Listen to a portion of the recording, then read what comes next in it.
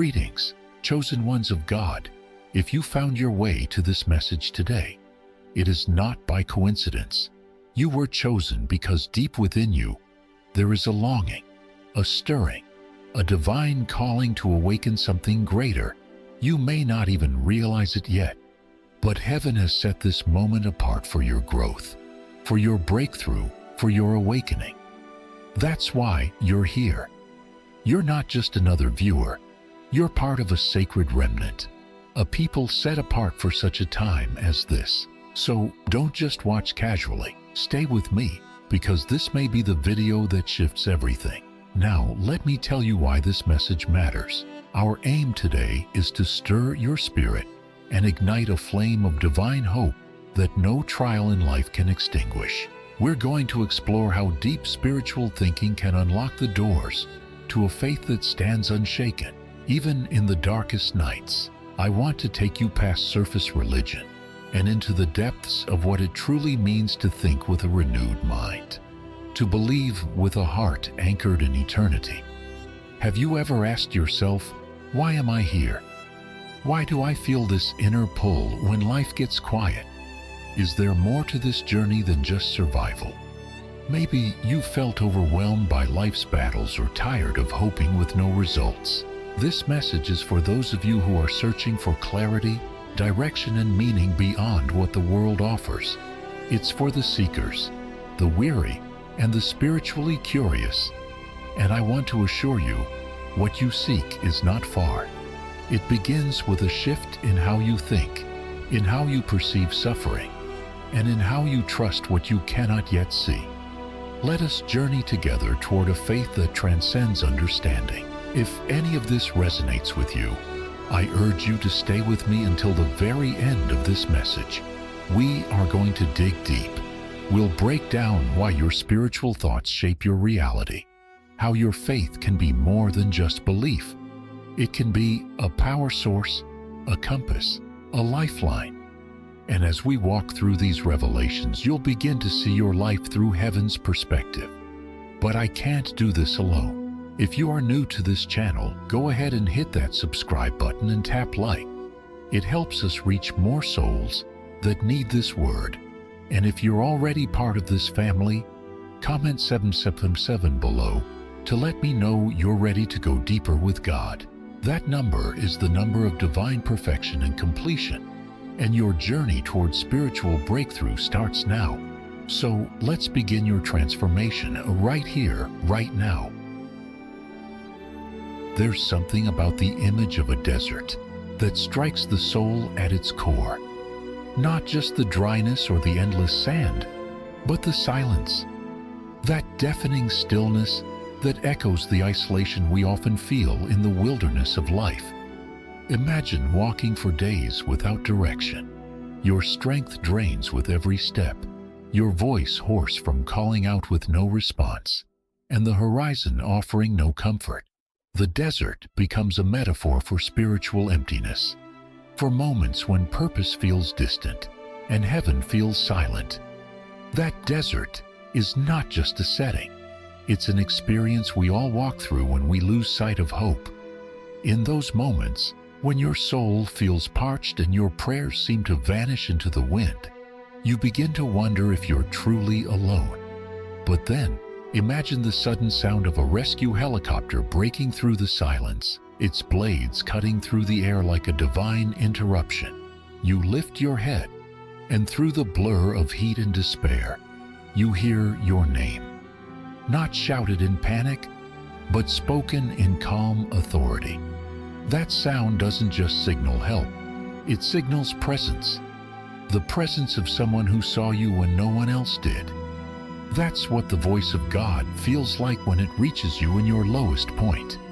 The soul, much like the body, cannot survive without nourishment, and yet, in seasons of spiritual drought, many try to push through with intellect alone, or lean on the strength of their own will. But the wilderness doesn't respond to logic, it responds to revelation. And revelation only comes when we stop striving and start listening. In my reflection on Psalm 50:15, I was struck by how deeply personal God's promise is. He didn't offer a philosophy. He didn't suggest a practice. He gave a direct invitation. Call on me in the day of trouble. I will deliver you. That promise is not an abstract theory. It is divine rescue in motion. When you grasp that, your entire framework of faith begins to shift. You no longer see prayer as a ritual. You see it as a lifeline, not a performance, but a cry from the wilderness that heaven is already waiting to answer. Faith, in its truest form, is not about controlling the outcome. It's about trusting the character of the one who responds. In the silence of the desert, what matters most is not how loud you shout, but who you believe is listening. And here's where the depth of spiritual thinking begins. True spiritual clarity comes when we learn to separate emotion from revelation. Desperation will tell you that all is lost. Revelation will remind you that being lost is sometimes the only way to be found by God. It's in that divine tension that faith becomes more than belief. It becomes identity. You're not just someone who believes in God. You're someone who has been found by Him.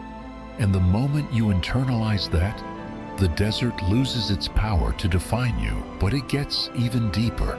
The voice of God doesn't just offer escape. It offers alignment.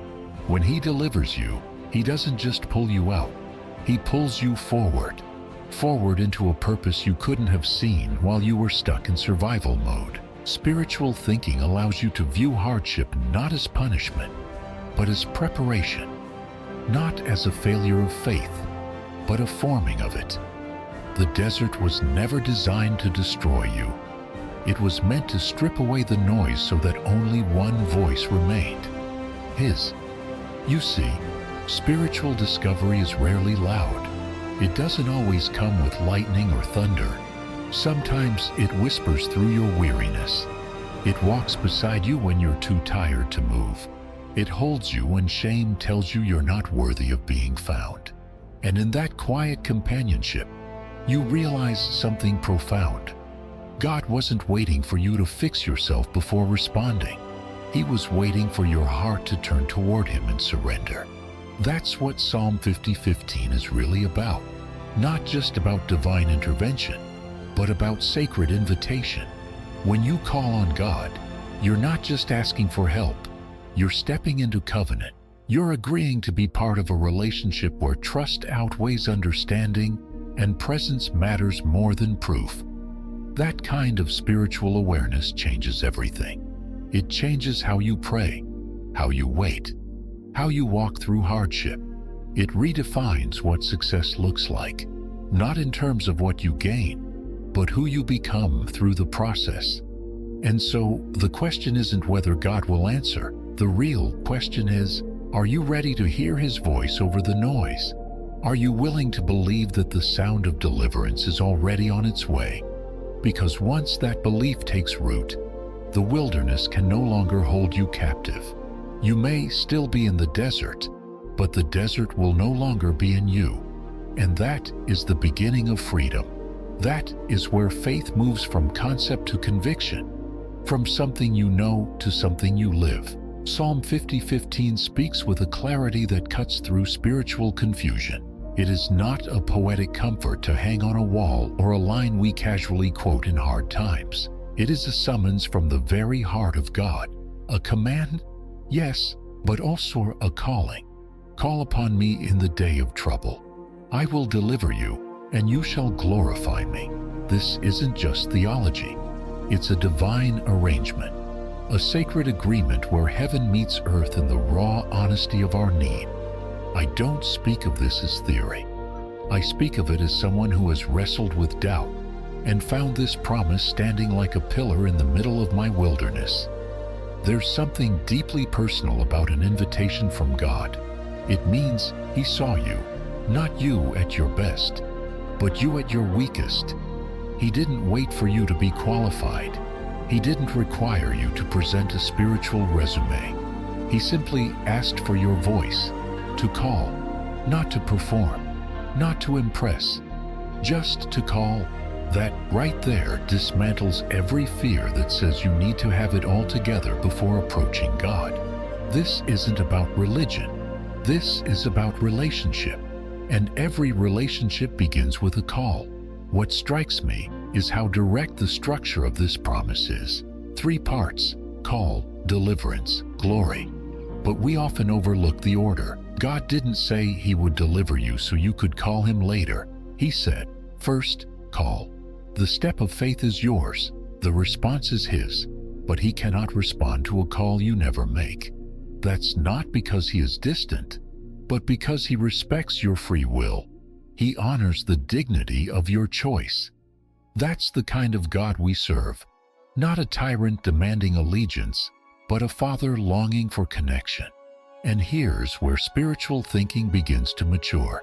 It's not about reacting emotionally to trouble, but recognizing that adversity is often a sacred signal, not a punishment, but an invitation, a doorway into divine intervention.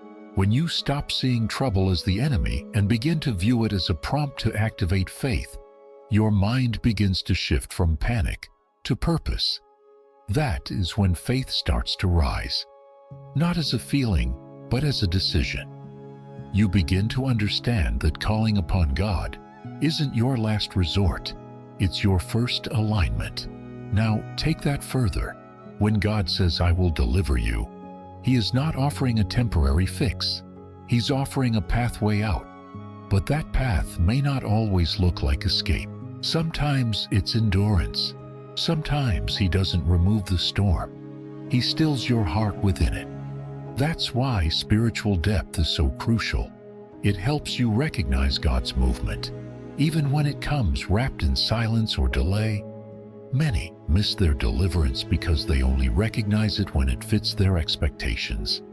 But God's deliverance is always wrapped in divine wisdom, not human patterns. This promise also points to something beyond individual comfort. The final line, "And you shall glorify me," reveals purpose. You are not just saved for your own sake. You are saved so that your life becomes a reflection of His power. When God steps into your trouble, He is writing a story that others will read. Your healing, your restoration, your breakthrough, they are all designed to echo His goodness in a world starving for truth. That's why glorifying God isn't about applause or spotlight.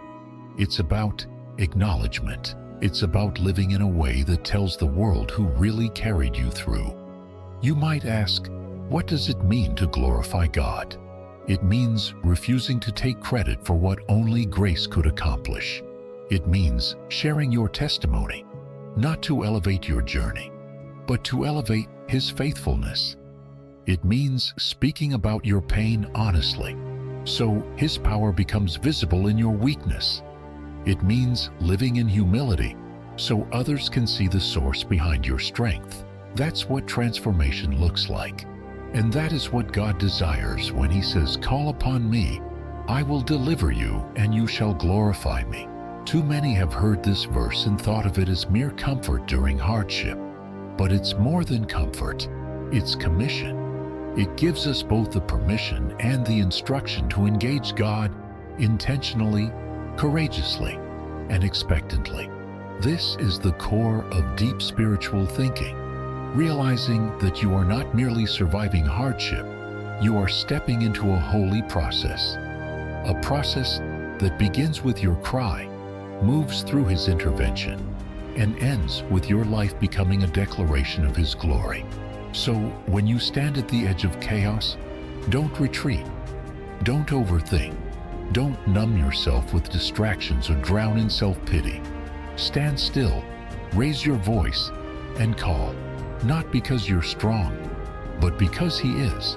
Not because you know how it will end, but because you trust who is writing the ending. That single act of faith can realign your reality. And when it does, when He delivers you in ways you didn't imagine, remember this: your response matters. Glorify Him not just with words, but with a life lived in reverence, in gratitude, and in clarity. That's where spiritual depth begins. and where it never stops growing. Not every cry to heaven is born out of desperation. Sometimes it rises from a place much deeper, a place of surrender, of knowing we've reached the end of what we can control and finally choosing to yield. That's what it truly means to call upon God. It's not a mere request. It's not spiritual panic. It is the deliberate act of faith that says, I no longer trust in my own strength. Of that posture, where human pride bows low and divine dependence stands tall, is where the journey of spiritual discovery begins. It is where thought becomes belief, and belief becomes a sacred reach toward the heart of God. When I speak of calling upon God, I don't mean repeating words without expectation. I mean stepping into the unseen with the confidence that someone is on the other end, that someone is listening, and more than that, responding. Faith is never passive. It may look still from the outside, but inwardly it is movement, intention, decision. To call on God is to shift the focus of your attention, to move the weight of your need from your hands into His. And it takes humility to do that. Because deep down, we all want to believe we can fix things. But God's power doesn't flow through the proud. It flows through the surrendered. That's why calling on God is not just a spiritual practice. It's an act of spiritual wisdom. It's a recognition of limitation, a holy confession that says, I've tried everything, and now I come to the one who knows everything. That kind of thinking, where the soul steps back so that the spirit can step forward, is the beginning of all true faith. We stop asking God to endorse our plans, and instead ask Him to reveal His. And when that shift happens, our minds are renewed.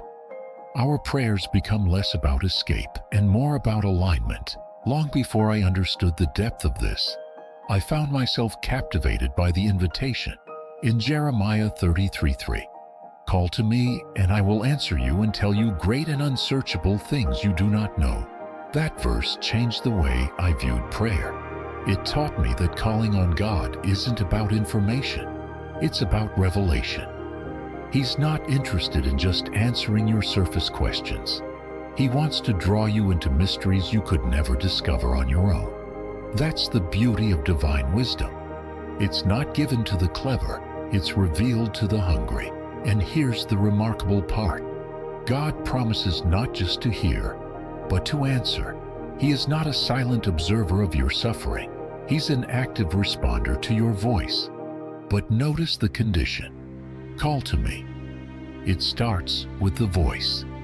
Not the perfect plan, not the polished speech, just a voice, your voice. And when you lift it to Him, not only does He hear, but He begins to unveil what was once hidden. That's not ordinary knowledge. That's holy strategy. That's divine insight, born from the simplicity of your humility and your hunger for more. David understood this reality intimately. In Psalm 18:6, he declares, In my distress I called to the Lord. I cried to my God for help. From His temple He heard my voice. My cry came before Him, into His ears. What stands out to me isn't just the call, it's the response. The Lord hears from His temple, not from a distant universe, not from some unapproachable throne. He hears from within the very center of glory, and yet leans down toward the trembling sound of your voice. That's the mystery of divine intimacy. The same God who holds galaxies in motion pauses to listen to your cry. This is where the thinking shifts. You are not a burden to God. Your cry is not an interruption to His plan. It's part of it. Every time you call, you are entering into an ancient pattern, a sacred rhythm that stretches across generations of the faithful. You are not inventing something new.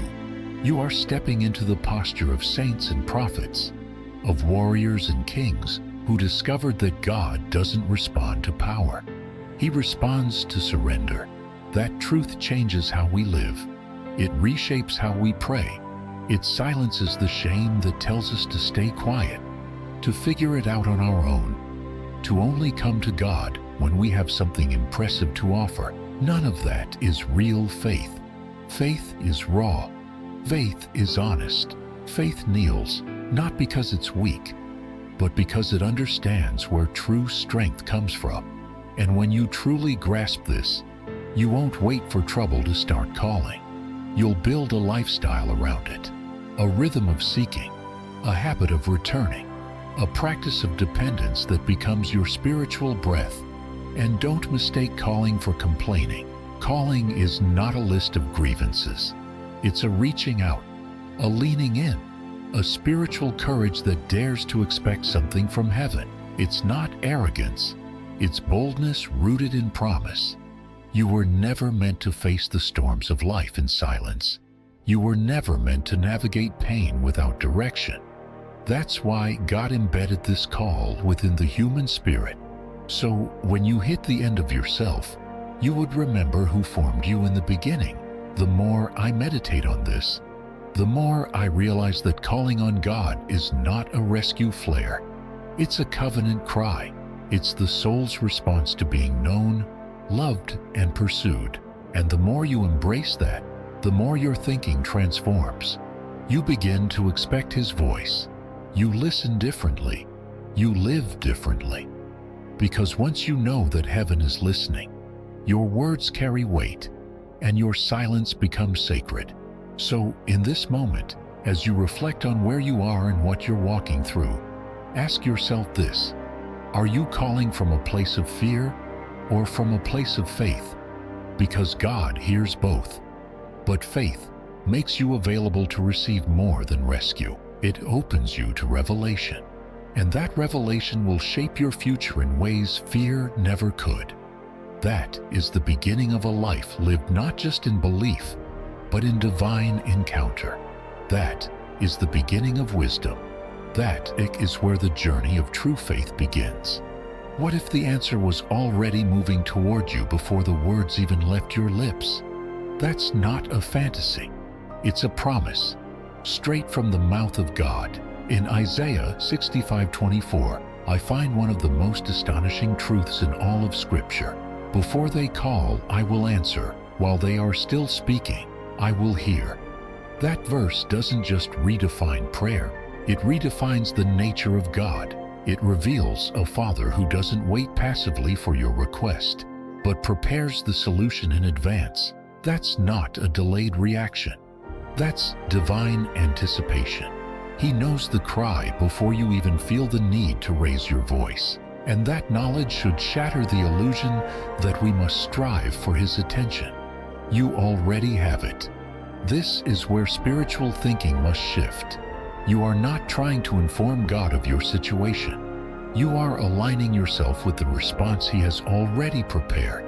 That changes the posture of your heart. You move from pleading to partnering. You begin to pray not to awaken God's awareness, but to awaken your own. Prayer, then, is not just communication. It is calibration. It is the process of bringing your mind, your spirit, your emotions into agreement with a divine rhythm already in motion. But how do we step into that rhythm? Proverbs 3:5-6 offers a map. Trust in the Lord with all your heart, and lean not on your own understanding. In all your ways submit to Him, and He will make your paths straight. That verse is not a suggestion. It is a spiritual strategy. Trust requires release. It asks you to surrender what you think you know and embrace the mystery of God's knowledge. Human understanding is limited by time, by fear, by emotion. But divine wisdom sees across generations and sees beyond what your eyes can perceive. Too often, we want clarity before obedience. We want to know the full path before taking the first step. But trust doesn't work that way. Trust says, even if I don't understand, I will follow. It acknowledges that God sees the mountain while we're staring at the gravel. That's why leaning on your own understanding is dangerous. It narrows your perspective to what is immediately visible. while God is shaping outcomes far beyond your reach. Submitting to Him in all your ways is not about becoming passive. It's about becoming tuned to His voice, His pace, and His purpose. Now, this spiritual trust isn't just about direction. It also shifts how we handle pressure. Life has a way of pulling us toward anxiety. We're bombarded with what-ifs, overwhelmed by timing and paralyzed by uncertainty. But Philippians 4:6 flips that entire paradigm. Do not be anxious about anything, but in every situation, by prayer and petition, with thanksgiving, present your requests to God. This is not a feel-good phrase. It is a spiritual transaction. Anxiety is replaced by communion. Worry is exchanged for worship. The space once filled with fear is now filled with faith. But notice the instructions. It's not just about asking. It's about doing it with thanksgiving. That detail matters. Gratitude is the language of expectation. When you thank God before the breakthrough, you're declaring trust in the one who holds the future. You're saying, even before I see it, I know you're working. That level of faith is not shallow. It is anchored. It says, my peace is not based on results. It's rooted in who I know is in control. And that perspective silences the chaos that often surrounds unanswered prayers. So now the picture begins to come together. You don't just cry out hoping something changes. You cry out knowing that God has already started moving. You don't lean on what you can grasp with your intellect. You lean on the nature of the one who has never failed you. And as you bring your needs before Him, you do it with a posture of gratitude. Not because everything feels good, but because you trust that everything will work for good. There's a kind of spiritual maturity that emerges in this space. When you internalize these truths, you stop chasing signs and start seeking presence. You stop asking for shortcuts and start surrendering to timing. And more than that, you begin to live as someone who expects to hear from God, who expects divine intervention, not as a rare miracle, but as a natural part of your walk with Him. That's not arrogance, it's alignment. It is the quiet confidence of one who knows heaven listens. Faith is not the absence of tension. It is the ability to breathe deeply within it. And when your thinking becomes rooted in promises like these, your life takes on a different shape. You begin to view waiting not as wasted time, but as preparation. You begin to treat prayer not as a task, but as a dialogue. You learn to be still, not because you've given up, but because you've finally given over. So, if you find yourself today wrestling with confusion, unsure of the next step, overwhelmed by the uncertainty of outcomes, pause and remember this. God is not reacting to your struggle. He is orchestrating your rescue. He has seen the path, cleared the obstacles you don't know exist, and has aligned moments of divine connection in your future that your current vision cannot yet comprehend. Your job is not to figure it all out. Your calling is to trust, to submit, to thank, and to believe. And through it all, don't forget, He heard you before you called. He answered before you asked. And He is still, even now, working all things together for your good. That's not wishful thinking. That's the foundation of a spiritual life built on eternal truth. Prayer was never meant to be confined to a single moment or a set time. When I reflect on the words from 1 Thessalonians 5:17, pray without ceasing, I don't see a demand for endless repetition. I see an invitation into continual awareness. It's the call to carry a posture of communion throughout every breath, every step, every choice. This isn't about whispering prayers all day long. It's about keeping your heart open to heaven while walking through earth. It means your spirit remains attentive, not just when you're kneeling, but while you're working, struggling, celebrating, or grieving. This kind of prayer becomes less about formal requests and more about relationship. It turns your ordinary life into sacred space. You no longer move through your day in isolation. You move in alignment. You're not constantly starting and stopping with God. You're living with Him in motion. That's where spiritual thinking deepens. You begin to realize prayer is not just a practice. It is presence. It is attention. It is choosing, again and again, to remain rooted in the one who hears you before you speak and walks beside you whether you notice Him or not. This is the soul's true rhythm. Calling on God was never intended to be a last-ditch effort when everything else has failed. It was meant to be our first and most natural response in every situation. That simple truth, when embraced fully, can transform the way we experience life.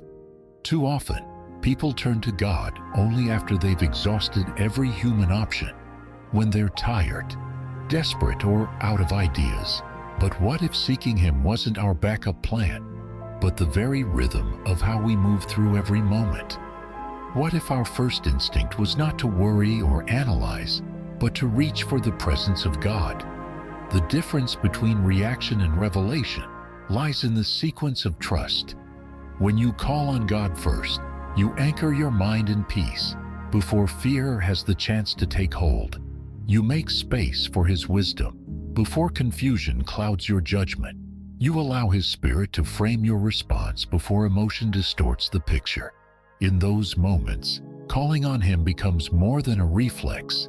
It becomes a way of life, not just a prayer for rescue, but a recognition of relationship. You no longer see God as someone to consult only in crisis, but as the constant presence walking beside you. This daily posture shifts your spiritual outlook. You don't need a dramatic event to justify seeking Him. You invite Him into the ordinary. Before the meeting, in the grocery store, during the conversation with your child, or while navigating decisions that seem small. Because when you practice calling on God in the everyday, you create space for His peace to guide you in the subtle places where life is really lived. Faith is rarely forged in explosions. It's shaped in quiet moments of intentional dependence, and that intentionality leads to clarity. When you begin with God, you see differently. You perceive the problem through the lens of His character, not just your capacity. You're no longer trying to figure out what's going wrong. You're asking what He's doing within it. That change in perspective protects you from panic. It doesn't eliminate difficulty, but it reframes it. You stop assigning blame and start seeking purpose. That's the essence of mature faith. Trusting before there are answers, praising before there's breakthrough, listening before reacting. But this mindset must be cultivated. It won't happen by accident. The habit of calling on God first requires a deliberate choice to slow down, to resist the urge to fix things in your own strength, and to invite Him in before you act. It's not about waiting for a feeling of inspiration. It's about forming a habit of humility. And in time, it becomes natural, like breathing. You begin to consult Him instinctively because you've trained your heart to trust Him. This discipline also produces spiritual resilience.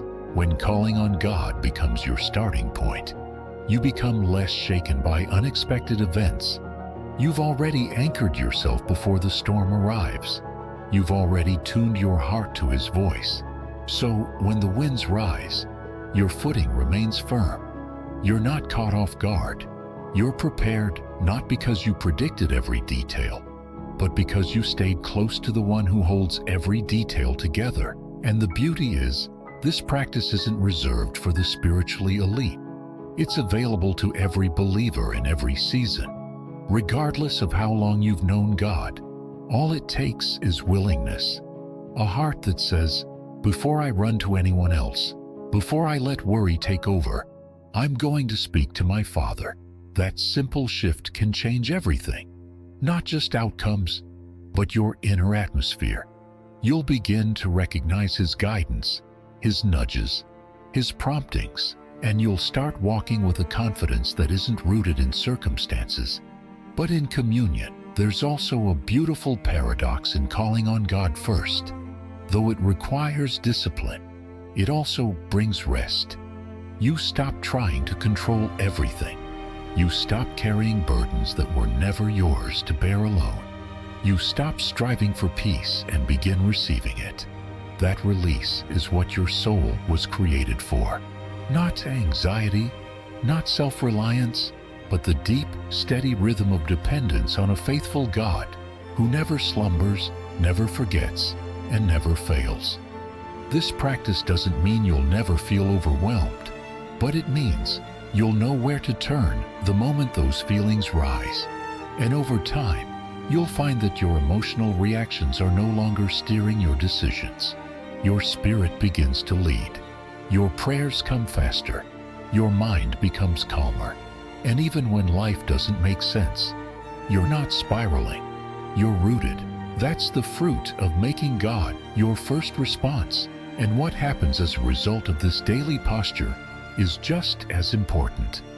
Others begin to notice. Your peace becomes visible. Your patience becomes unusual. Your joy becomes contagious. And people begin to wonder how you live so anchored. That's your opportunity. Not to point to your strength, but to the source of it. You're not just surviving, you're abiding, and your life becomes a quiet testimony that calling on God first isn't just a spiritual strategy. It's a lifestyle that brings supernatural strength. So the question isn't whether God will respond when you call. He always does. The question is whether you will make that call your first move. Whether you will seek Him in the middle of the ordinary, whether you will invite Him into every choice, every conflict, every uncertainty, because when you do, you step into the kind of spiritual clarity that turns chaos into purpose and reaction into revelation. That's not a technique. That's trust in motion. And that's where real transformation begins. There's a distinct shift that takes place when calling on God becomes more than a moment, and instead evolves into a rhythm. Prayer is not meant to live at the edge of your week, dusted off in times of crisis. It's designed to walk with you through the hours, to frame your decisions, to hold your heart steady when the world tries to pull it in every direction. You don't need a mountaintop or a perfect setting. You need willingness, a habit of turning your inner voice toward heaven whenever life begins to weigh heavy on your soul.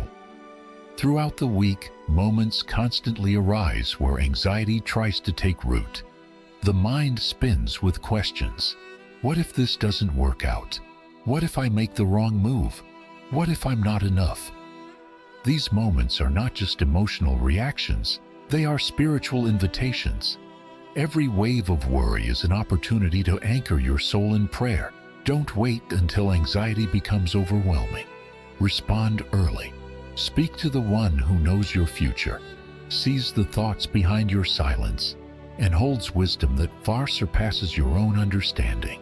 When facing decisions, even the seemingly minor ones, calling on God creates alignment. You begin to make choices not just based on logic or pressure, but from a place of peace. You begin to recognize when a door feels forced versus when it feels led. Prayer in those moments is not about demanding answers. It's about inviting clarity. You're saying, God, I trust you more than I trust my own instincts. I want your direction more than I want quick solutions. That posture positions you to hear what can't be heard in noise. It trains you to pause and discern, instead of rushing and regretting. And in seasons when peace seems elusive, when your heart is unsettled for reasons you can't explain, prayer becomes the stabilizing force. There's something sacred about being honest with God in your discomfort. You don't have to pretend everything's fine. You don't have to mask the confusion. You just have to turn toward Him. In doing so, even before resolution arrives, peace begins to return. Not because the circumstances have shifted, but because you've remembered who holds them. This kind of consistent prayer life isn't just for the spiritually advanced. It's for the ordinary believer who chooses to live with spiritual awareness. One decision, one moment at a time. You pray when you rise, when you drive, when you work, when you feel stretched thin or filled with joy. It becomes less about the structure and more about the flow, a running dialogue between you and the Creator. And over time, that dialogue begins to transform how you think, how you feel, how you respond. As this relationship deepens, something powerful begins to happen. You start to see God's hand more clearly. His deliverance is no longer a distant concept or something that belongs to others.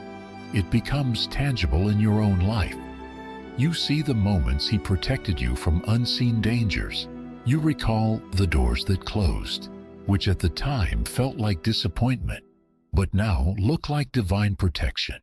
You recognize the strength that came when you should have collapsed, the words you spoke that weren't yours, but carried wisdom beyond you. These are the signs of a God who's near, a deliverer who isn't passive but profoundly engaged. And it doesn't stop there. When prayer becomes your first instinct and not your final option, your spiritual perception sharpens. You start noticing how God answers, not always with the thunder of miracles, but often with the whisper of provision. You recognize His faithfulness in the way a need is met right on time, in the way a conversation shifts a heavy heart, in the way strength shows up just before you would have given in. These aren't coincidences. They are reminders that when you call, He moves. The more you live this way, the more consistent your experience of divine intervention becomes. Deliverance, then, is not limited to one-off miracles. It becomes part of your everyday expectation. You start walking with anticipation, not because life is easy, but because God is faithful. You don't question whether He will help. You look for where He already is. That kind of awareness creates a confidence that doesn't shout, but stands firm. A trust that doesn't need proof every hour, because it's rooted in repeated encounters. This transformation also begins to change how you carry yourself. You become more patient with others, more generous with your words, more hopeful in difficult conversations. Why? Because you're no longer operating from your own resources. You're drawing from a deeper well. You're aware of a source that never runs dry. And that source doesn't just restore you, it overflows through you. It touches your home, your friendships, your work, and your decisions. It spills out in the way you listen, the way you speak truth in love, the way you give without needing recognition. Spiritual consistency doesn't just change your mood, it reshapes your entire perspective. And when you begin living this way, calling on God when you're anxious, seeking Him when you're uncertain, leaning on Him when peace slips away, you start to experience something even greater than breakthrough. You begin to dwell in divine rhythm. You begin to live with an inner stillness that's no longer tied to outcomes. That kind of life is not just secure, it's powerful, because it reflects the steady presence of God within a fragile human frame. So make it your practice this week to call on God in the small places. When your heart races without cause, when a decision waits for your response, when restlessness creeps in during the quiet, you don't need to wait for the sky to fall. You simply need to return to the one who holds it all together. And as you do, you'll begin to notice something sacred. His deliverance is no longer just an event. It's a presence that walks with you every hour, every day, in every moment that you remember to call His name. The words, "I will deliver you," carry weight far beyond human understanding. They aren't a vague encouragement or a shallow reassurance. They are a divine commitment, but one that must be interpreted through a spiritual lens, not human expectation. When God says He will deliver, He doesn't always mean removal from the situation. Often, He means transformation within it. And that's where many lose faith, because they expect rescue. While God is offering revelation, His deliverance may not look like escape. It may look like endurance. It may come not in the breaking of chains, but in the strengthening of your soul to walk through the fire without being burned. That's why understanding deliverance begins with understanding who God is. His ways are not mathematical. They are mysterious, holy, and above all, purposeful. Isaiah 55:8-9 makes this truth unmistakably clear.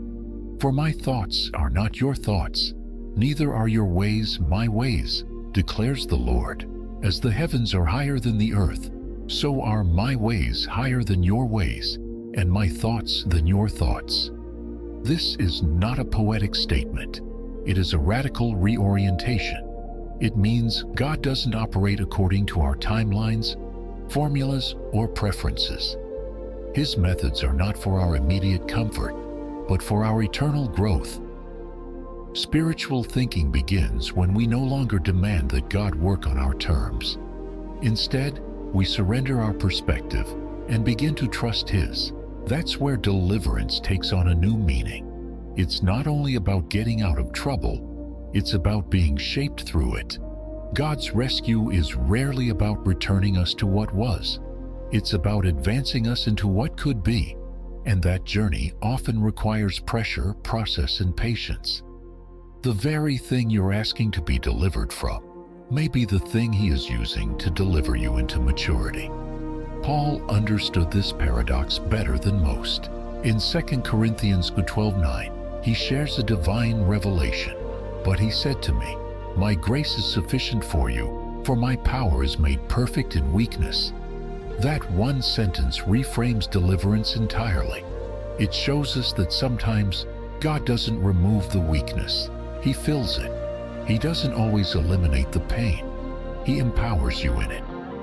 That is the kind of deliverance that doesn't just change your circumstances. It changes your capacity. You become stronger, not because life gets easier, but because grace takes over where strength once failed. This is not an easy truth to accept. Most people pray for deliverance hoping for an immediate shift, but God often allows the pressure to remain so that we might discover a deeper dependency. The miracle isn't always in the removal. It's in the revelation that He is with us, sustaining us, empowering us, and working all things together for good. True deliverance is when you can stand in the middle of uncertainty and still have peace.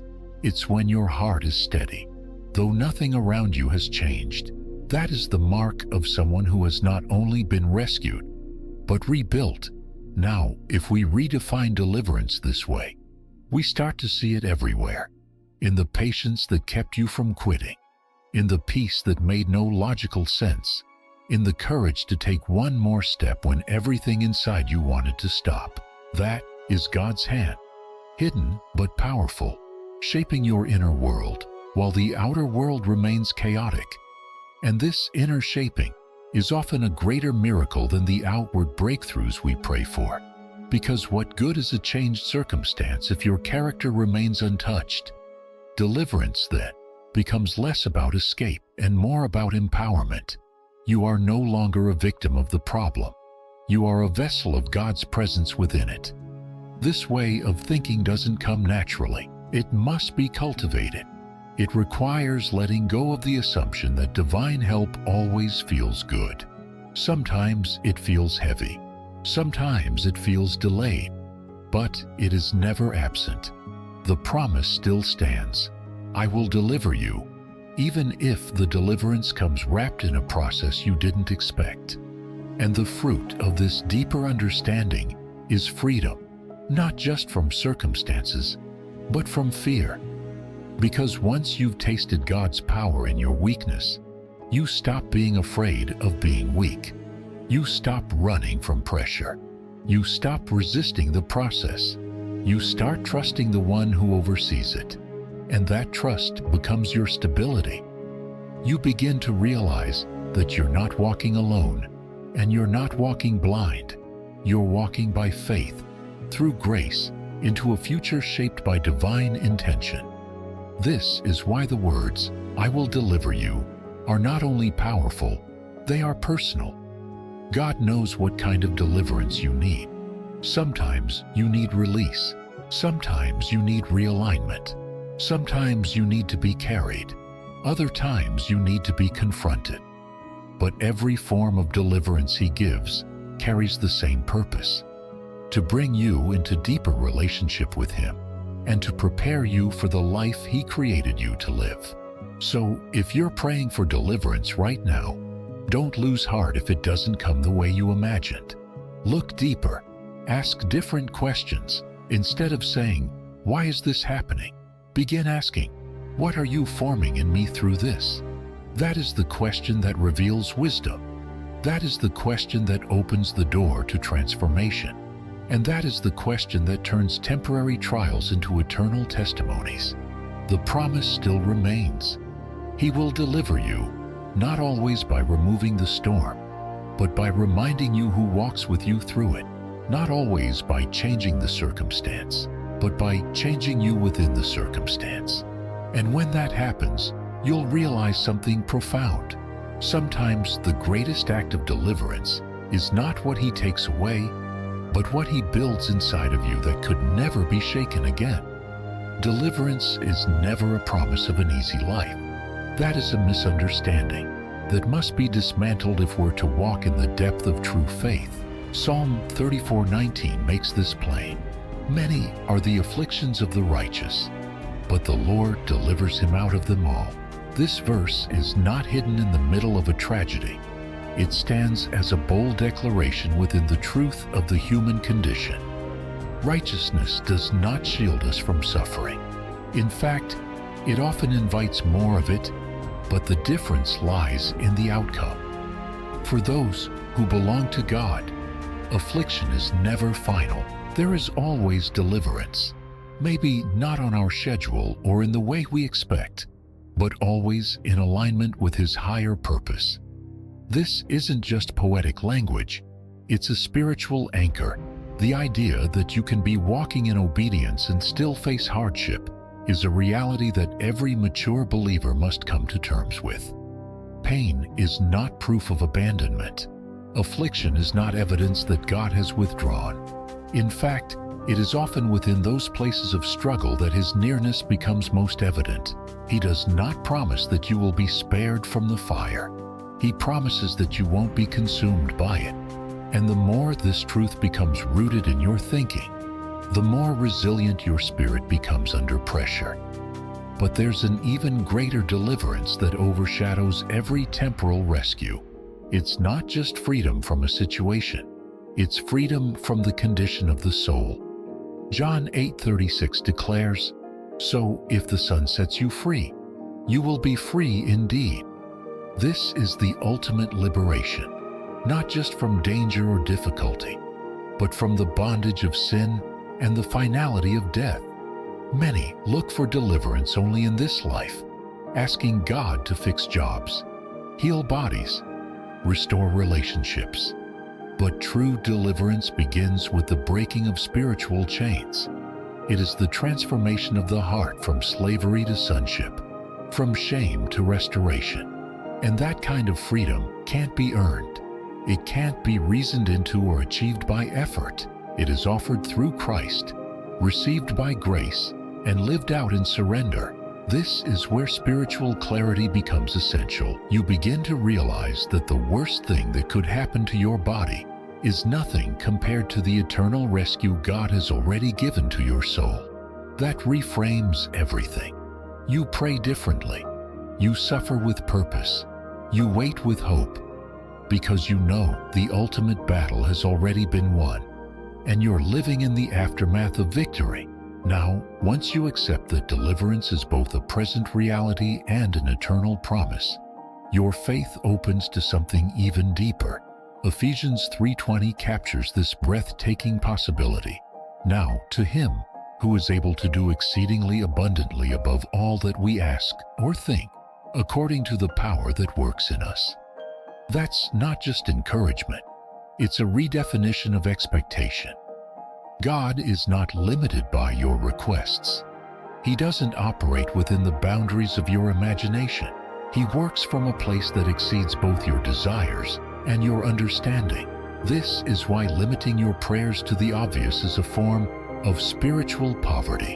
When you only ask for what seems reasonable, you miss the God who deals in the impossible. He doesn't just solve problems, He rewrites stories.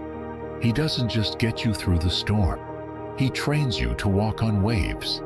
That's the kind of deliverance that is not measured in moments, but in transformation.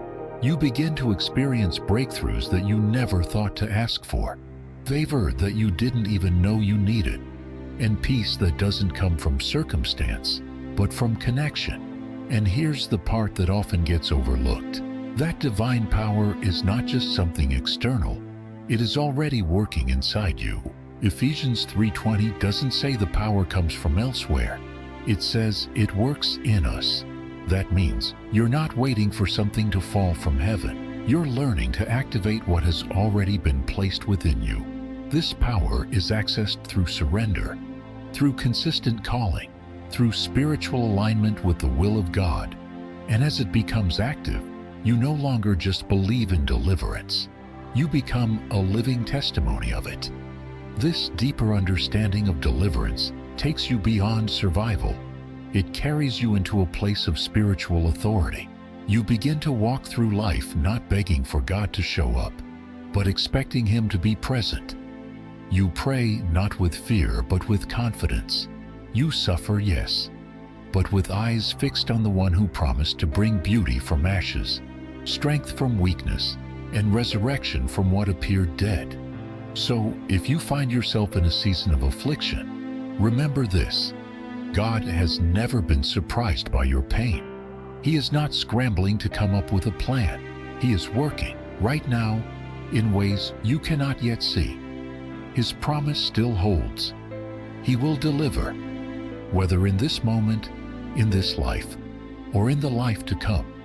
The outcome belongs to Him, and it will always be for your good and for His glory. That is why you don't need to understand every detail to trust His plan. That is why you don't need the whole picture to take the next step. He is not just the God who sees what you're facing. He is the God who sees beyond it. He is writing a story that will end in your rescue, no matter how dark the chapter may be right now. And as you hold on to that truth, keep your heart open to what He may do beyond your asking. Because when God moves, He moves beyond boundaries. He moves beyond logic. He moves beyond expectation. And that is the kind of deliverance worth waiting for. That is the kind of freedom that lasts. That is the power of the one who does exceedingly abundantly above. There are moments when divine deliverance doesn't wait for another prayer, but calls for a step forward. Exodus 14:15 captures one of those moments clearly.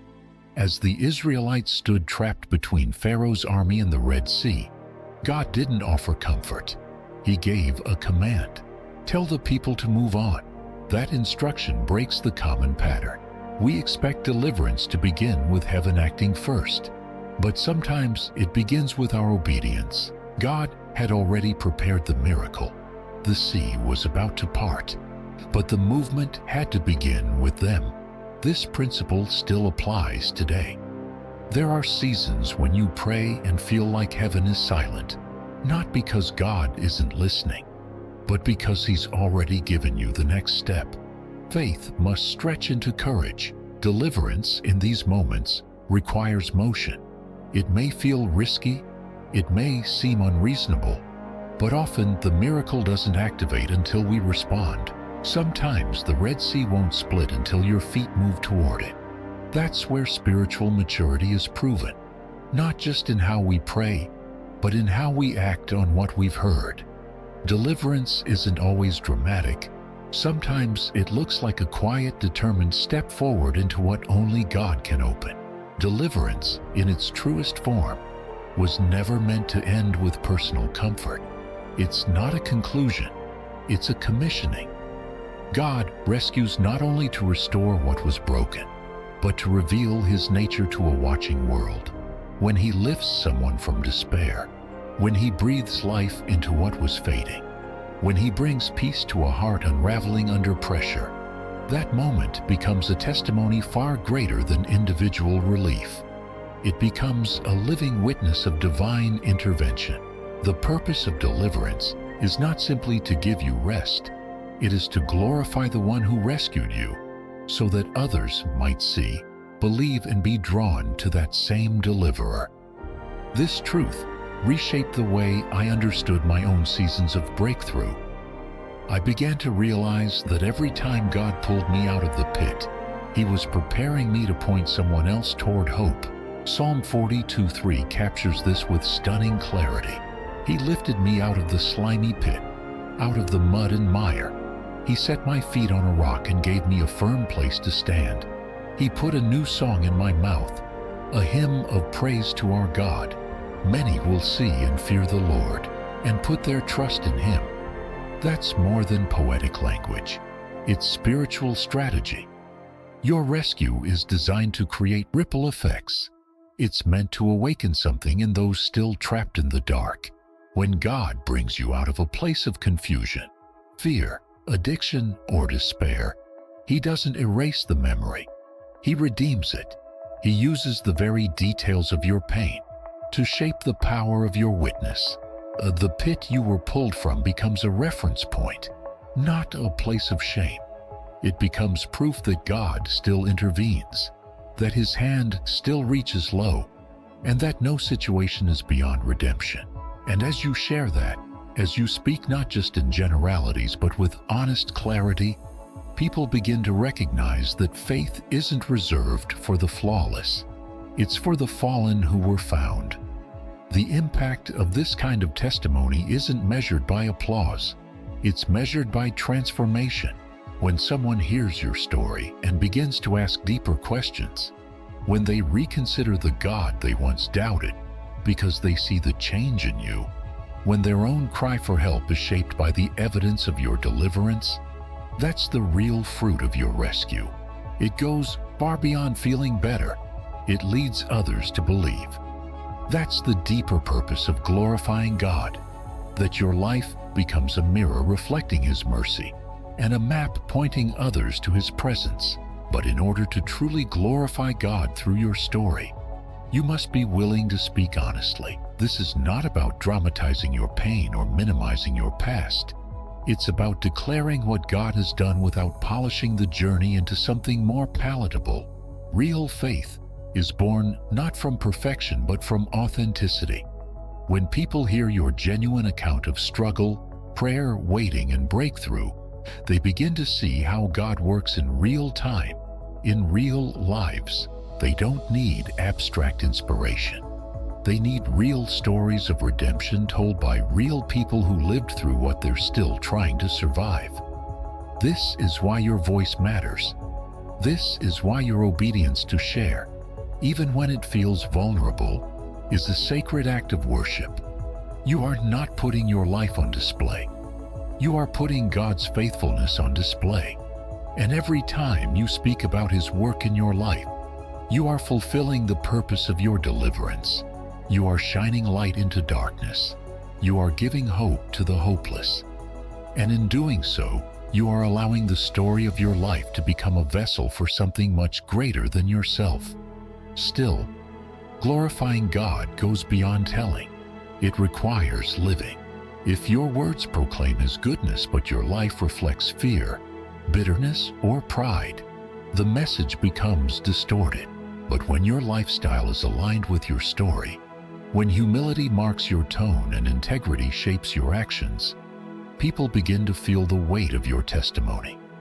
They see the continuity between your confession and your conduct. That consistency is what opens hearts and softens resistance. It's what turns a testimony into transformation. So, praise is not something you reserve for emotional highs or miraculous moments. It's a rhythm that flows from daily awareness. You glorify God when you honor him in your decisions, when you choose forgiveness over resentment, when you extend grace even when it's not reciprocated. when you stay faithful in quiet, unseen ways. These moments, though small, carry great spiritual weight. They reinforce the truth that your deliverance was real, that it changed not only your circumstances but your character, and that God's hand continues to shape your steps. In the end, the highest form of gratitude is not only saying thank you, it's living like someone who has been changed. That's what brings glory to God. That's what turns rescue into legacy. Your story is not just a private memory. It is a public declaration that God is still moving, still healing, still saving, and still writing new songs out of old struggles. So don't stay silent. Don't shrink your story down to something manageable or marketable. Speak with boldness, live with reverence, and keep pointing back to the one who lifted you. Because when others see what He's done in you, they will begin to believe He can do it in them. And in that moment, your deliverance becomes their invitation. That is how heaven is revealed through human lives. That is how glory returns to where it belongs. And that is why God rescued you, not just to restore you, but to reveal Himself through you. The promise of deliverance is certain, but it rarely arrives on our timeline.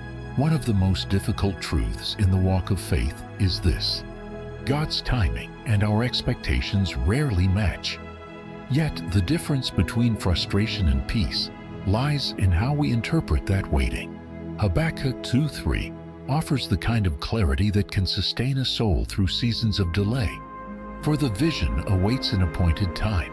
It speaks of the end and will not prove false. Though it linger, wait for it.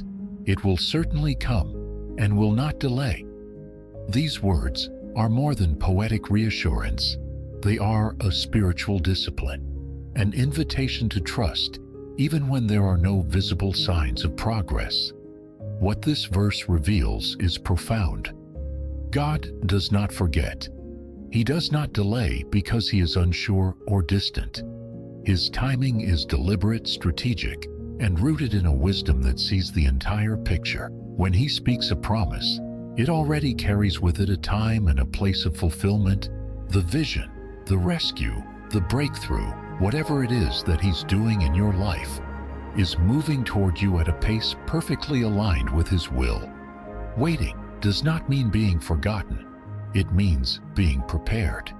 This shifts the way we handle seasons of silence. Waiting becomes active, not passive. It's not standing still in despair, but leaning forward in faith. You prepare while you wait. You pray while you wait. You obey while you wait. Because faith is not measured by how loud you shout in moments of breakthrough, but by how steadfastly you stand when nothing seems to change. When you believe that God's timing is perfect, even in delay, you begin to live with a peace that passes understanding. It is in this posture of trust that spiritual growth takes root. The gap between the promise and its fulfillment becomes sacred ground. It's where character is refined, vision is clarified, and faith is purified. And though it may feel like nothing is happening, the truth is that God often does His deepest work beneath the surface. You're being strengthened for the weight of what you've prayed for. You're being aligned with something greater than what you had imagined. And in that process, God is not only preparing your future, He is preparing you. But this preparation is not one-sided. Deliverance is not something we passively receive. It is something we participate in. God initiates the miracle, but He often calls us to step into it. That means your role matters. Your response matters. Your willingness to trust, to act, to move in obedience before you see the result. That's where faith becomes more than a belief. It becomes a way of life. God may open the path, but He invites you to walk it. There is a danger in waiting for everything to fall into place before you move. That mindset can paralyze you. Faith doesn't wait for full clarity. It responds to divine direction. Sometimes the next step doesn't come with explanation. It comes with conviction. You won't always see the full plan, but you will sense the prompting. And when you move in obedience, even with uncertainty, you align yourself with God's unfolding will. That kind of alignment positions you to receive not just answers, but transformation. Trusting God's timing also requires surrendering your own. This is where the battle often intensifies. We want deliverance on our terms, quick, visible, and pain-free. But God's intention is deeper. He's not just trying to fix a moment in your life. He's shaping the kind of person you're becoming through it. If He answered every cry immediately, you'd miss the strength He's building in the delay. You'd miss the intimacy formed in dependence. And most of all, you'd miss the chance to see how He works in ways far beyond what you could orchestrate yourself. That's why your posture in the waiting matters. Do you wait with anxiety or with expectancy? Do you wait with bitterness or with surrender? What you believe about God in those unseen moments determines how you walk through them. If you trust that He's still writing, still moving, still orchestrating deliverance behind the scenes, you'll stop trying to force the outcome. You'll start preparing for it. You'll pray like someone who knows the answer is on the way, even if you can't see it yet. And when the appointed time comes, as Habakkuk promises, the vision will not prove false. It will speak. It will declare that God is faithful, that His word stands, and that every moment of waiting was never wasted.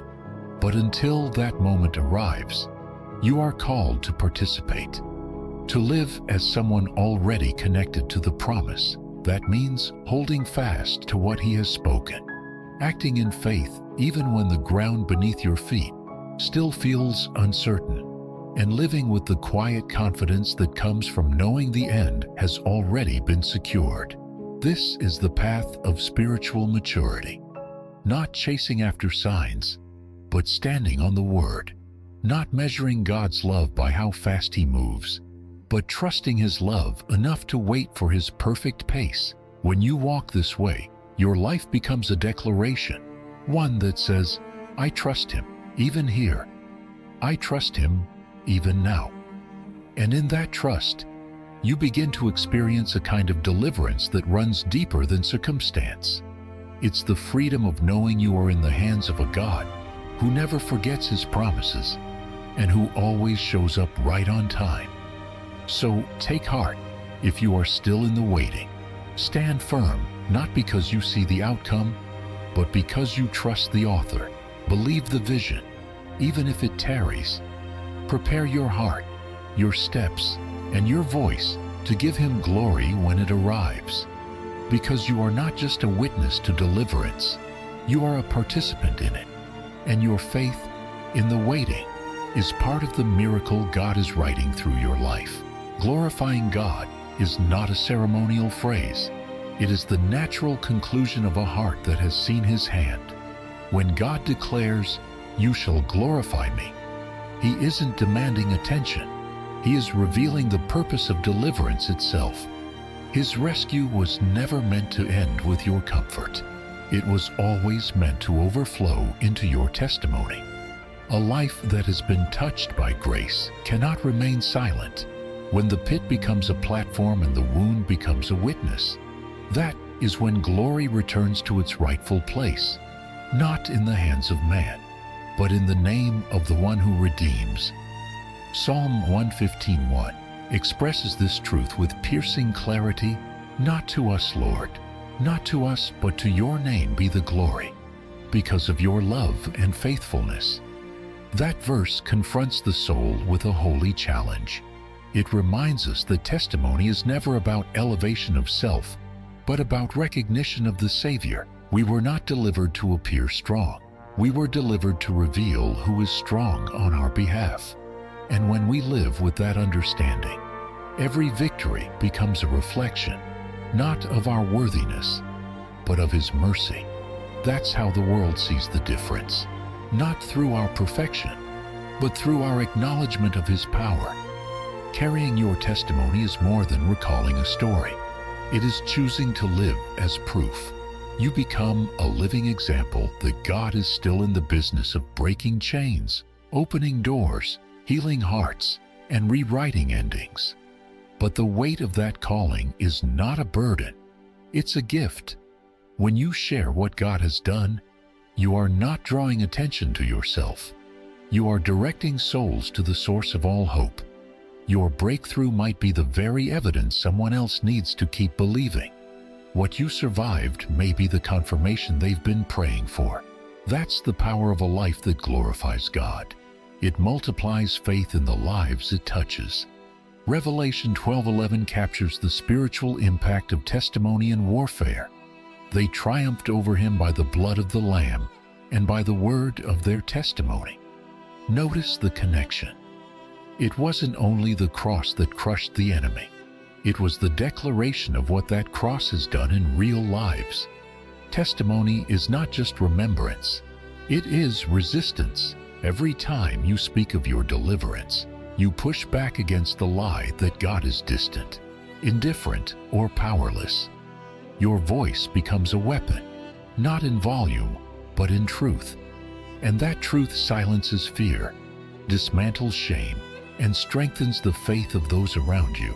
To glorify God through your story, you must be willing to speak with honesty, not polished perfection, honesty. Share where you were. Speak of how He found you.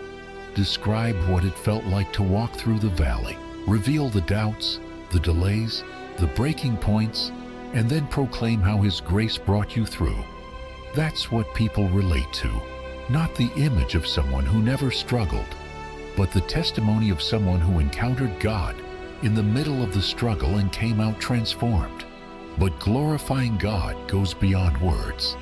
It extends into how you live. When your actions echo the truth you declare, your life becomes a continual song of praise. It's in the choices you make, the peace you carry, the love you extend. It's in the quiet forgiveness you offer, the faithfulness you walk in, and the joy that refuses to be shaken. That's how you glorify God when no one's watching, by living in a way that reflects the light you claim to know. And over time, your consistency builds credibility, and your life becomes undeniable evidence of God's faithfulness. This is the final stage of deliverance, the moment when gratitude becomes expression and healing becomes ministry.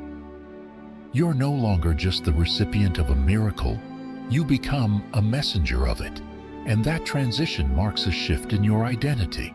You are not merely someone who was rescued, you are someone through whom God now rescues others. Through your voice, He still speaks. Through your faith, He still moves. And through your life, He still receives glory. So when He says, "You shall glorify me," take that as both a promise and an invitation. It means your story isn't over. It's just being repurposed.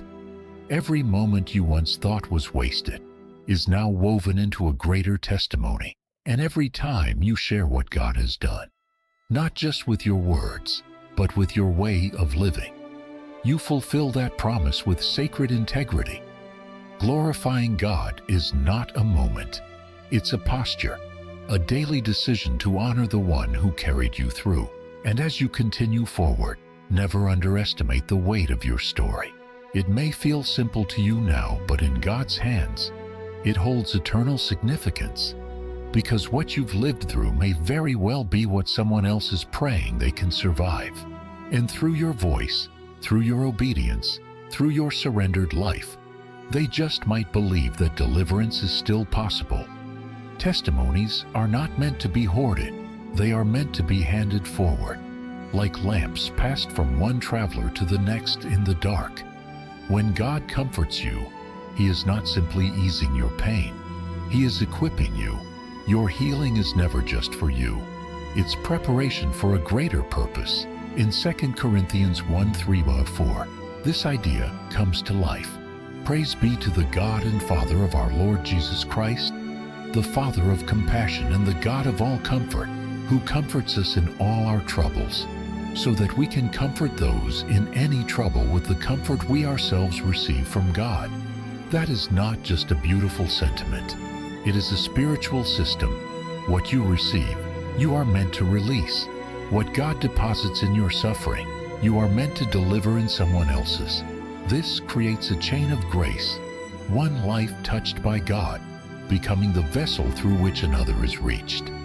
It reminds us that ministry is not confined to pulpits or platforms. It happens in quiet conversations, in coffee shops, in hospital waiting rooms, in late-night phone calls. It happens when someone who has walked through the fire stands beside someone just entering it and says, "You're not alone. I've been there and God is faithful." That voice, rooted in real experience and shaped by divine rescue, carries more authority than any theory. It carries the comfort of the one who brings hope out of ashes. But that comfort must be carried with care to glorify God through it. You must resist the temptation to make yourself the hero of your story. The spotlight belongs to Him. Your role is to reflect it. And this is where Matthew 5:16 sets the standard. Let your light shine before others, that they may see your good deeds and glorify your Father in heaven. The emphasis is not on being seen for the sake of attention, but on being seen for the sake of revelation. When people watch the way you live, your kindness, your integrity, your perseverance through adversity, they should not simply admire your character. They should become curious about your source. This is where faith becomes visible, not through slogans, but through consistency, not through noise, but through substance. A life that reflects God does not have to announce itself. It reveals itself in the way you forgive when you could retaliate, in the way you show grace when you could withhold it, in the way you stand firm when others collapse. That is the light Jesus was referring to. A life so anchored in the reality of God's goodness that it naturally points others toward Him. And that light isn't limited to dramatic displays. It's found in daily decisions. Every act of faithfulness, every moment of compassion, every silent sacrifice becomes part of the testimony that leads others home. When you live with the purpose of glorifying God, your entire life becomes a mirror, bending light upward toward heaven. It's not about perfection. It's about reflection. It's about waking up every day and choosing to live in a way that says, God has done something in me, and I won't keep it hidden. You might think your story isn't dramatic enough to matter, but someone is waiting to hear how you made it through what they're struggling with now. They're not looking for a flawless narrative. They're looking for evidence that God still meets people in real places, with real wounds, and brings real change. Your scars become sacred when they point to healing. Your past becomes powerful when it's used to illuminate someone else's future. And through it all, never forget that your influence is not limited to what you say. It is carried in who you are. Your life is the loudest message you will ever preach. It speaks in your patience, in your courage, in your joy that defies circumstances. It speaks in your willingness to comfort others with the same depth that God comforted you. And in that quiet, steady witness, others will begin to see not just your strength, but the strength of the one who upholds you. So shine, not to be noticed, but to be useful. Shine, not to draw glory, but to redirect it. And as you do, your story of deliverance will continue to echo in lives far beyond your own.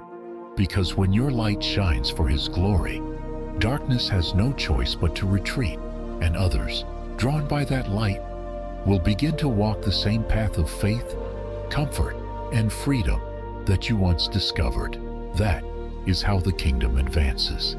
That is how His name is glorified. Through lives lived in surrender, shaped by compassion, and committed to sharing what grace has done. The stories of God's faithfulness were never meant to remain hidden in the silence of memory. They were meant to be spoken with clarity, told with conviction, and passed along with purpose. In Psalm 66:16-17, the psalmist declares, "Come and hear, all you who fear God. Let me tell you what he has done for me. I cried out to him with my mouth. His praise was on my tongue." These words are not vague. They are specific, personal, and alive with testimony. They challenge every believer to do more than whisper gratitude in private. They call us to boldly share the details of God's goodness, what He rescued us from, how He answered our cries, and what changed because of His presence. When you share what God has done in a clear and tangible way, you give shape to faith. You take something invisible and make it accessible. People don't need abstract declarations of general blessings. They need to hear the moments that made your knees buckle, the nights that drove you to your breaking point, and the rescue that followed. They need to know how God met you, not in theory, but in time and space. Specific stories spark belief. They remind others that the God who moved for you can move for them. And in that honesty, healing flows. But to keep that testimony alive, you must go beyond sharing in isolated moments. Praise must become part of your rhythm. It must be woven into your daily awareness, not reserved for spiritual highs or emotional breakthroughs. Psalm 71:15 embodies this posture beautifully. My mouth will tell of your righteous deeds, of your saving acts all day long. Though I know not how to relate them all, that kind of devotion doesn't come from obligation. It comes from overflow. It comes from someone who has seen enough of God to know that every moment is laced with mercy, even if they can't articulate it all. This way of living turns your ordinary into sacred ground. Praise doesn't wait for dramatic miracles. It rises from the small victories. The moments you woke up with peace instead of fear. The times provision showed up in ways you never expected. The days your heart stayed soft when bitterness was tempting. A daily life of praise isn't about hype or performance. It's about presence. It's about walking through the world with eyes open to God's fingerprints and a voice ready to respond. And this, I found, transforms not just how you worship, but how you witness. When praise becomes consistent, your spirit remains open. You're more likely to see the need in someone else and more prepared to offer the hope that once lifted you. You become a living reminder of God's activity. You speak from authenticity, not from obligation. People hear the depth in your tone, and they recognize that what you say comes from a place of encounter, not theory. That's what makes your voice powerful, not its volume, but its truth. Now consider how this discipline of daily praise repositions your thoughts. Gratitude shapes perception. It teaches you to focus on what God is doing, instead of obsessing over what hasn't happened yet. It steadies your emotions in uncertainty and guards your mind from the toxic spiral of fear. It doesn't deny hardship, but it declares that hardship will not have the final word. You begin to see life through the lens of testimony, not just trouble, and as you do, your faith grows, not in bursts, but in quiet, resilient strength. But this isn't just for your benefit. As your voice rises with truth and praise, others are drawn into that same awareness. Your consistency builds credibility. Over time, people come to trust your witness not because you've never struggled, but because your praise remains despite the struggle. They see the stability in your spirit and wonder what holds you together. And when they ask, you don't need a sermon. You need only to point back to the one who carried you and say, "This is what He's done for me." That's how God is glorified. Through real lives, honestly lived, faithfully shared. Through a people who refuse to stay silent. Through stories that name the pit and name the deliverer.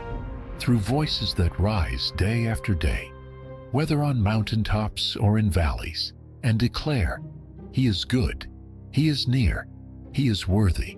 So speak with clarity, share with boldness, Praise with consistency, and watch how your daily devotion becomes a light that cuts through darkness, not just for you, but for those still waiting to find their own song of freedom.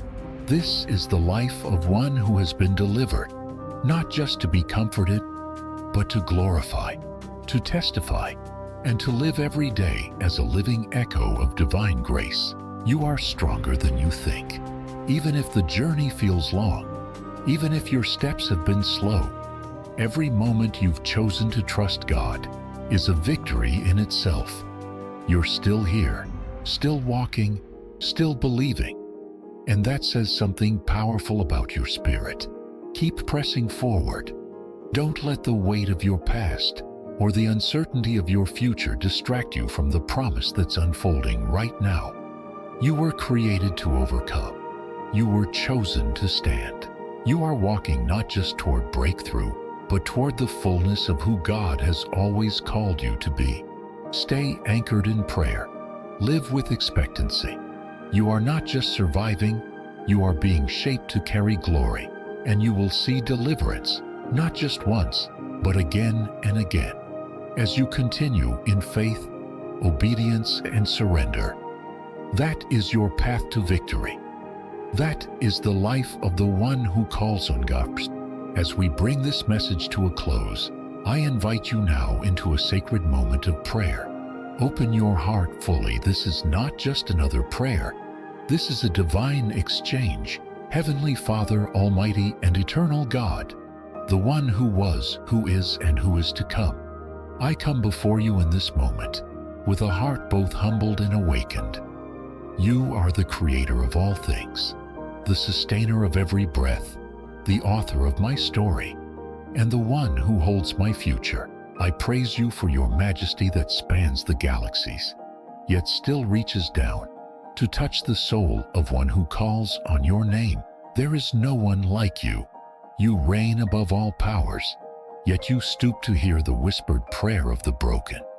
I honor you not only because of what you've done, but because of who you are: holy, faithful, powerful, and good.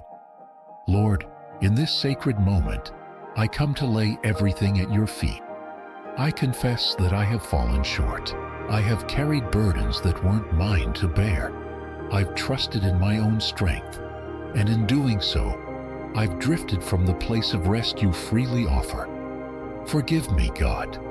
Forgive the moments I doubted you, the times I allowed fear to override faith, and the ways I tried to control what was never mine to control. I release it now. I release my pride, my anger, my bitterness. I no longer want to carry pain as identity or wear wounds like armor. I ask you to wash me clean, to search the deepest parts of my heart, and to restore what sin, shame, and fear have tried to steal.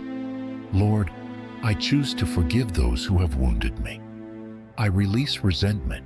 Even when the memories still sting, I surrender the bitterness that's tried to take root and ask you to plant mercy in its place. I forgive not because they deserve it, but because you forgave me first. I will no longer allow unforgiveness to chain me to the past. I declare freedom, not just for myself, but for those I once held in judgment. May grace flood every place where I once held a grudge, and may your healing reach deeper than the wounds themselves. Right now, with every breath I take, I declare that I believe. I believe you are my deliverer, my shield, my provider, and my healer. I renounce fear in all its forms: fear of failure, fear of loss, fear of rejection, fear of the unknown. Fear has no place in a heart anchored in you. I reject doubt, unbelief, and the voice that says you won't come through. I replace every lie with the truth of your word. I am not forsaken. I am not forgotten. I am not too far gone. I am redeemed, chosen, called, and loved. Holy Spirit, I welcome you, not just into this prayer, but into every corner of my being. Come and fill me. Saturate my mind with truth. Flood my heart with peace. Strengthen my body. Revive my weary soul. Restore what's been depleted by battle and disappointment. Renew my vision where it's become clouded. Refresh my joy where it's grown faint.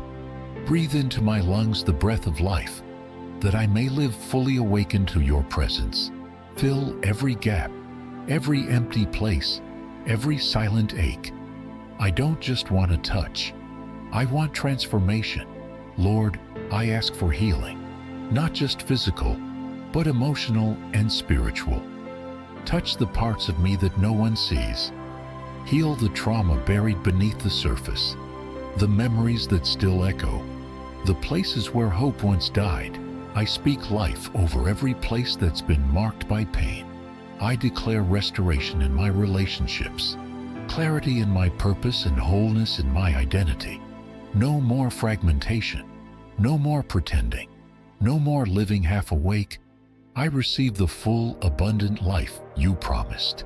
Father, I lift up those I love into your mighty hands. Cover them with your protection. Place angels around their homes, their hearts, their journeys. Break every chain that holds them back. If they are wandering, draw them close. If they are hurting, comfort them. If they are lost, shine your light on their path. I pray for healing in their bodies, peace in their minds, and hope in their hearts. Bless the work of their hands. Open doors no man can shut, and guide them into the destiny you've written for them. I also lift up those I struggle to love. Teach me how to see them through your eyes. Teach me how to speak blessing instead of bitterness, grace instead of accusation. Help me to be an extension of your kindness, even when I don't feel like it. And when I fail, remind me of how gently you restore. I thank you for every answered prayer I didn't recognize, for every battle you fought without me knowing, for every time you held me when I thought I was alone.